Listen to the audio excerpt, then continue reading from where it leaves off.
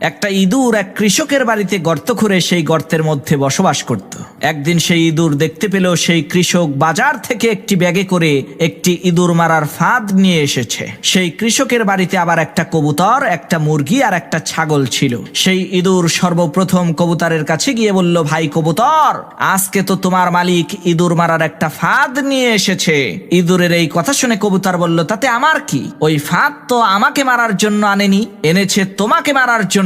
এটা তোমার সমস্যা, তুমিই বোঝো। কবুতরের এই কথা শুনে সেই ইঁদুরটি নিরাশ হয়ে মুরগির কাছে যে ওই ইঁদুর মারার ফাঁদের কথাটা বলল। তখন মুরগিও এই একই কথা বলল, ভাই এটা তো তোমার সমস্যা, এর সাথে তো আমার কোনো লেনা দেনা নাই। মুরগির কথা শুনে সেই ইঁদুর আরো হতাশ হয়ে ছাগলের কাছে গিয়ে ওই ইঁদুর মারার ফাঁদটার কথা বলল। ইঁদুরের কথা শুনে ওই ছাগলটি হাসতে হাসতে বলতে লাগলো, ভাই তোমাকে মারার জন্যই আমার মালিক ওই ফাঁদ বাজার থেকে কিনে এনেছে, তাতে আমার কি সমস্যা? আমি তো খুবই আরামে আছি।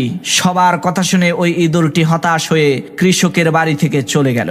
এদিকে কৃষকের ঘরে পেতে রাখা ইঁদুর মারার ফাঁদের মধ্যে একটা সাপ আটকে গেল। রাতের অন্ধকারে ওই কৃষকের স্ত্রী ইঁদুর মনে করে যখনই ওই ইঁদুর মারার ফাঁদটাকে হাত দিয়ে ধরেছে, আর অমনি সাথে সাথে সাপটা কৃষকের স্ত্রীর হাতে কামড় বসিয়ে দিল। তখন কৃষক তার স্ত্রীকে বাঁচানোর জন্য হাকিম কবিরাজ নিয়ে আসলো। হাকিম সাহেব চিকিৎসা দিয়ে বললেন, এই সাপে কাটা রোগীকে কবুতরের স্যুপ খাওয়াতে হবে, তাহলে ইনশাআল্লাহ খুব দ্রুতই সে সুস্থ হয়ে যাবে। সেই কৃষক হাকিমের কথা শুনে তার স্ত্রীকে বাঁচানোর জন্য ওই বাড়িতে থাকা কবুতরটিকে জবাই করে স্যুপ বানিয়ে তার স্ত্রীকে খেতে দিল।